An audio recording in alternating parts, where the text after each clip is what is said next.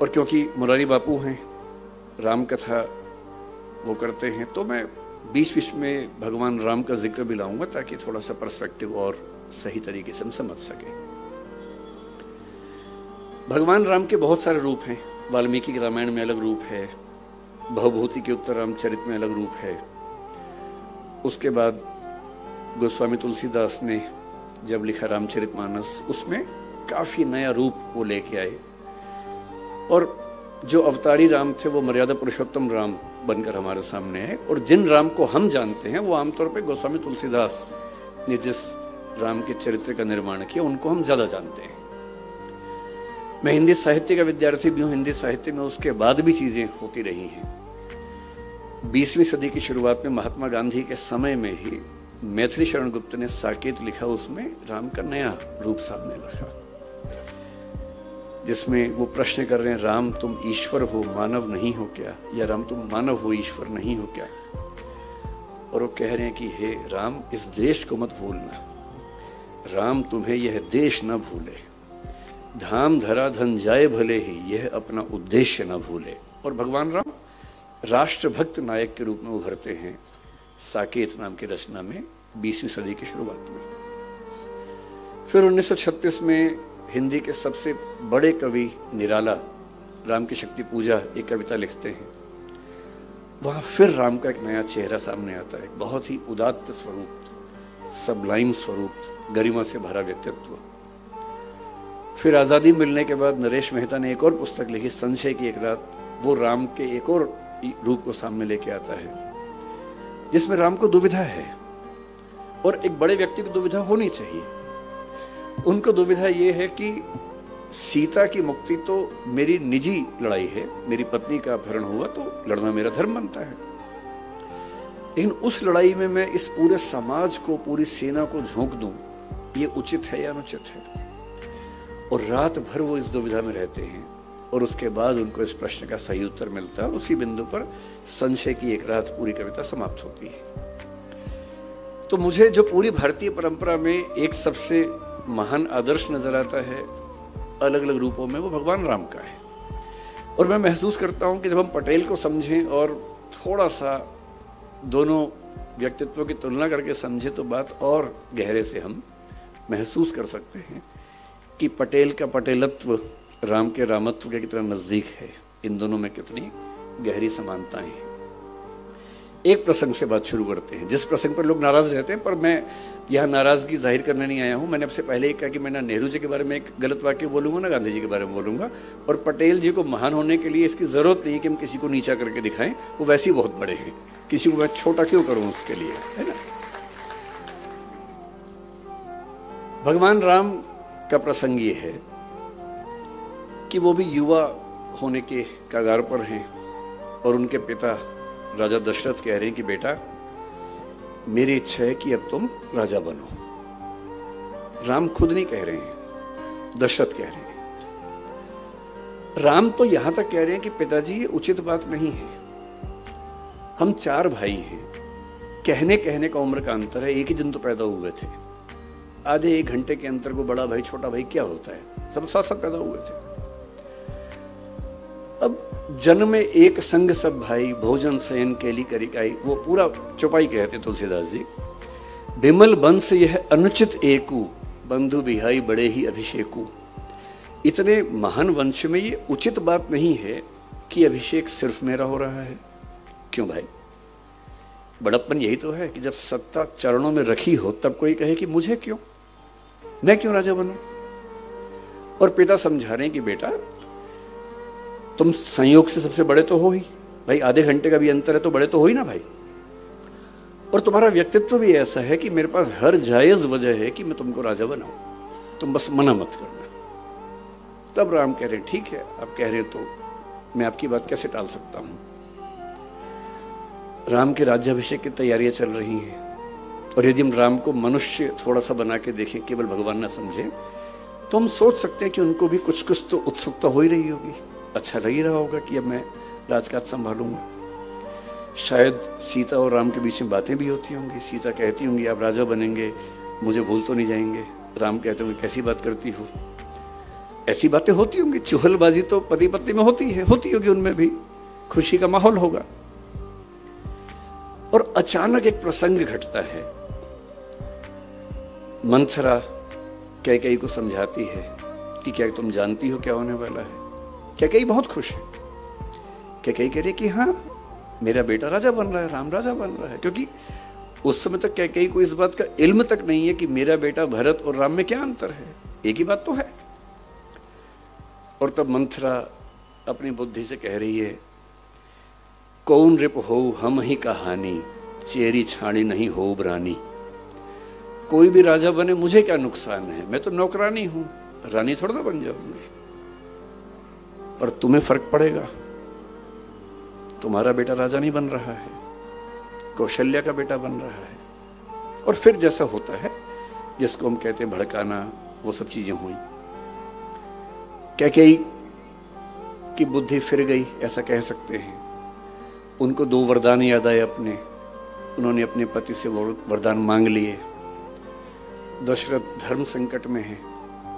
एक तरफ बेटे का मोह, जिस बेटे के लिए वो जान दे सकते हैं, इतना प्रेम करते हैं उस बेटे से, उसको राजा बनाने वाले हैं। और दूसरी तरफ है रघुकुल के ही। रघुकुल रीत सदा चली आई, प्राण जाए पर वचन ना जाए। वचन भी नहीं जाना चाहिए। खुद ही वचन दिया था कि तुमने मेरी रक्षा की है तो मैं तुम्हें 2 वचन देता हूं।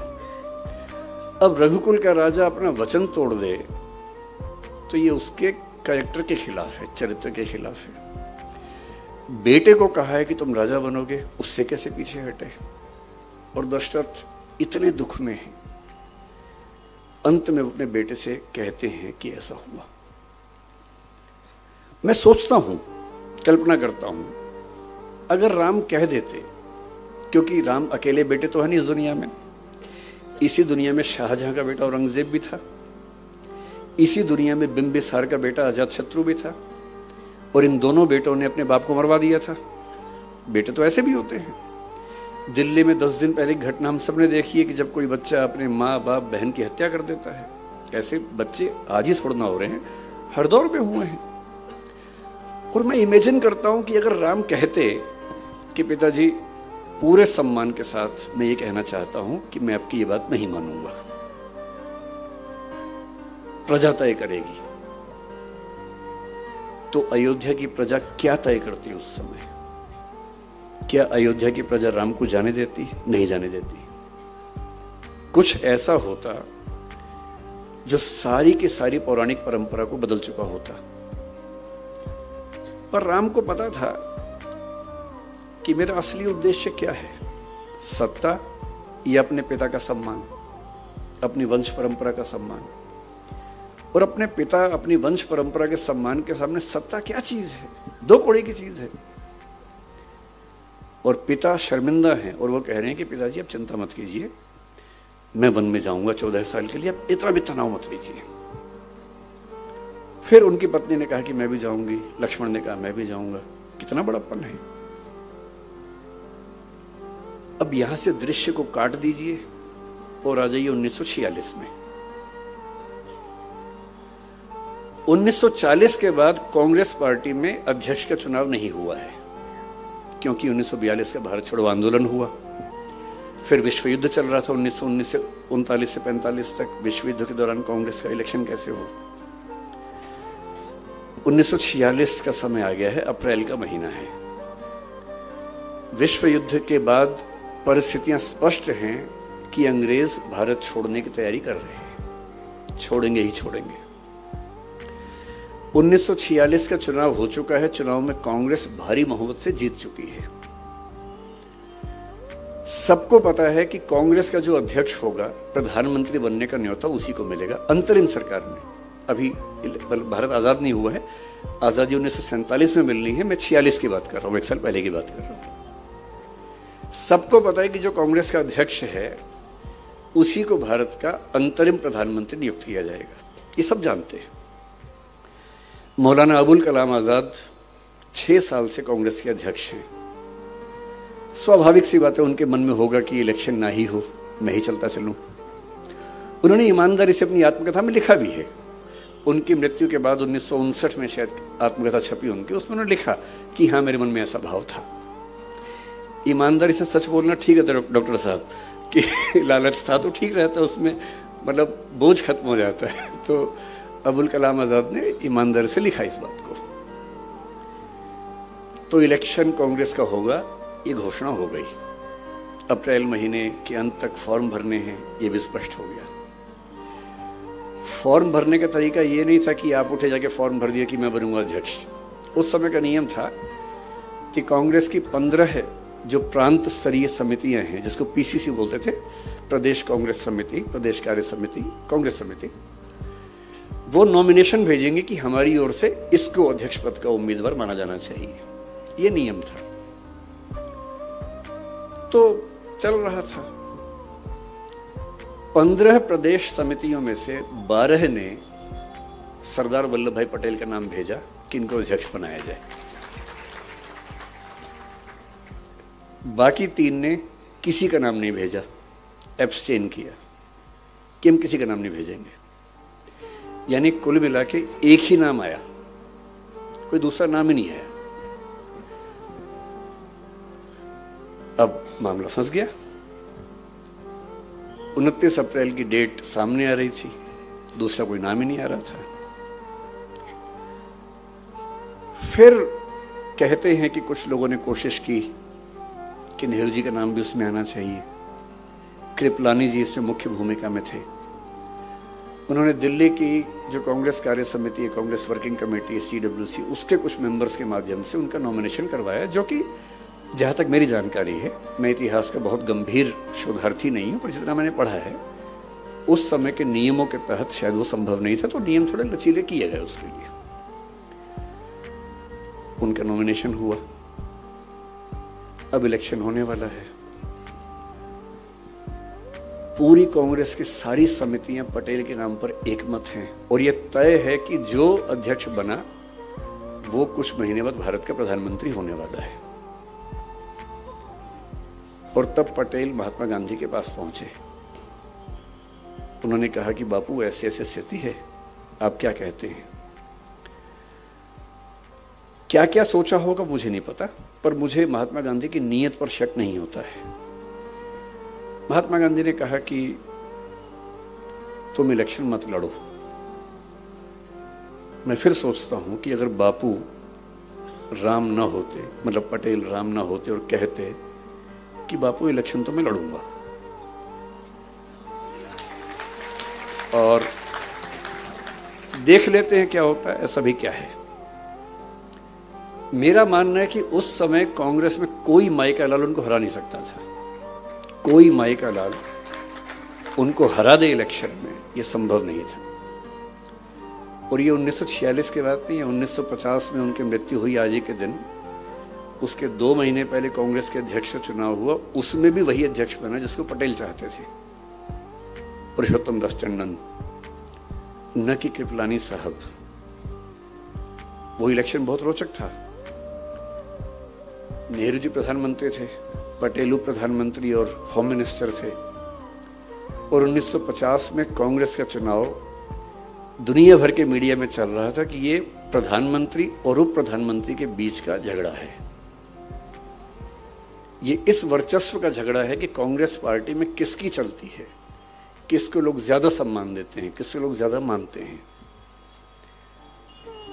और जीते कौन? पुरुषोत्तम दास टंडन, जिनको पटेल जी का समर्थन हासिल था। मैं ये कहना चाह रहा हूं, मेरा उद्देश्य नेहरू जी को नीचा दिखाने का बिल्कुल नहीं है। मेरा उद्देश्य ये बताना है कि कांग्रेस संगठन पर उनकी पकड़ कैसी थी, और वो अपनी मृत्यु के 1 दिन पहले तक की बात कर रहा हूं। यदि वो उस समय कह देते कि मैं तो चुनाव लड़ूंगा, मेरे शब्दों पर गौर मत कीजिएगा, शब्द कड़वे लग सकते हैं, लेकिन उस समय इस देश के किसी नेता में इतनी हिम्मत नहीं थी कि उनको रोक पाता। पर बापू ने कहा कि मत लड़ो। उन्होंने 1 सेकंड भी नहीं लगाया और पीछे हट गए। पूछा भी नहीं कि क्यों कह रहे हैं, जैसे राम ने दशरथ से पूछा भी नहीं था कि आप क्यों ऐसा सोच रहे हैं। आपने वचन दिया था मेरी मां को, ठीक है, उन्होंने वचन मांग लिया, ठीक है, आपने कहा वनवास पे चले जाओ, ठीक है, पूछना क्या है इसमें, आपने कह दिया, हो गया। बापू आपने कहा है कि मैं पीछे हट जाऊं, कोई वजह रही होगी, हो सकता है ये वजह रही हो कि मैं 72 साल का हूं, आप 76 साल 77 साल के हैं, और नेहरू जी अभी 56 साल के हैं। हो सकता है आपके मन में ये हो कि कम से कम जो प्रधानमंत्री बने 10-15 साल कंटिन्यू कर सके।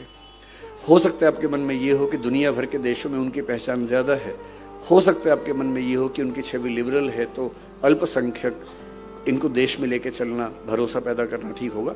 जो भी वजह रही हो, मुझे स्वीकार ना करने की जो भी वजह रही हो, पर मैं तो टीम प्लेयर हूँ, और टीम के कैप्टन ने अगर कह दिया है कि बैटिंग पे नहीं जाना है तो नहीं जाना है, सिंपल सी बात है। और इसलिए मुझे लगता है कि सबसे बड़ा खिलाड़ी वो है जो कप्तान की बात को, टीम के लक्ष्य को ध्यान रख के बड़ी से बड़ी बात को चुपचाप मान ले। 99 रन पे खेलते हुए कैप्टन अगर कह दे डिक्लेयर कर दो, तो पूछे नहीं कि 1 रन बनाने में क्या दिक्कत थी, डिक्लेयर कर दे। क्योंकि हमेशा ध्यान रखना है कि मेरे लक्ष्य से बड़ा देश का लक्ष्य है, पार्टी का लक्ष्य है। और मैं ये बात पुरजोर तरीके से कहना चाहता हूँ कि इस देश में जितना बड़ा त्याग पटेल ने किया, उतना बड़ा त्याग शायद किसी ने नहीं किया। मतलब महात्मा गांधी तो उस रेस में थे ही नहीं, वो तो उस परंपरा में आ गए थे कि चूहों की दौड़ में क्या शामिल होना है वो तो उस मूड में आ गए थे। लेकिन जो लोग मंत्री बनने की प्रक्रिया में शामिल थे, अगर मैं उनकी बात करूं, भाई जिसके सामने थाली सजा के प्रधानमंत्री का पद रखा हो, और उनको ये अच्छे से पता था कि 1946 चल रहा है, संविधान बनते बनते 3-4-5 साल लगी जाएंगे, 1951-52 में पहली बार इलेक्शंस होंगे, पहला पीएम बनेगा, और तब मेरी उम्र अगर मैं रहा तो 77 के आसपास होगी, और 77 की उम्र में प्रधानमंत्री बनूंगा, इस इरादे से कोई चलता नहीं है। कम से कम यही नियति को शायद मंजूर भी था कि वो 75 के आसपास की उम्र में 1950 में दिसंबर महीने में उनकी मृत्यु हुई, और उनकी मृत्यु के 1 साल और कुछ महीनों के बाद इस देश के पहले चुनाव हुए। और इससे भी बड़ी बात क्या है, महात्मा गांधी थे, महात्मा गांधी ने कहा कि भाई देखो मैं कह रहा हूं पीछे हट जाओ, हट गए पीछे। दशरथ ने कहा कि बेटा ऐसा संकट है, राम पीछे हट गए। राम वन में है और पता लगा कि दशरथ की मृत्यु हो गई है। अगर दशरथ की मृत्यु के बाद राम बोलते कि भाड़ में जाए दुनिया, मैं वापस आ रहा हूं, देखता हूं कौन मना करता है, कौन मना कर लेता। पर नहीं, मेरे पिताजी का वायदा था, वायदे के लिए मैं कुछ भी कर सकता हूं। मतलब एक बहुत प्रसिद्ध गजल का शेर है, जैसी एक लाइन है, मैं कुछ भी हूं पर एहसान फरामोश नहीं। मैं कुछ भी हो सकता हूं, एहसान फरामोशी नहीं कर सकता। अगर पिताजी को वचन दे दिया और पिताजी की मृत्यु हो गई तो भी वचन पूरा होगा। गांधी जी 1948 की जनवरी में इस दुनिया से चले गए थे। जिन गांधी जी के वचन का सम्मान था वो तो नहीं है, और पटेल 1950 के दिसंबर में गए, 22 महीने थे। और यदि वो उस समय ठान लेते कि अब तो गांधी जी हैं ही नहीं, अब कौन रोकेगा। पर वही बात है कि वचन दिया है तो दिया है, निभाना है तो निभाना है। और इसलिए किसी बड़े व्यक्ति की पहचान इससे नहीं होती कि उसने खेड़ा सत्याग्रह किया, बारडोली सत्याग्रह किया, वो तो किया, बड़ी बात है। पर सीखने की असली बात होती है चरित्र, किरदार, कि उस व्यक्ति के अंदर ऐसा क्या था। और पूरे स्वाधीनता संग्राम में शायद इतना बड़ा दिल, इतना बड़ा जिगर मुझे नहीं लगता किसी और के पास रहा होगा। ये उनकी पहली पहचान है।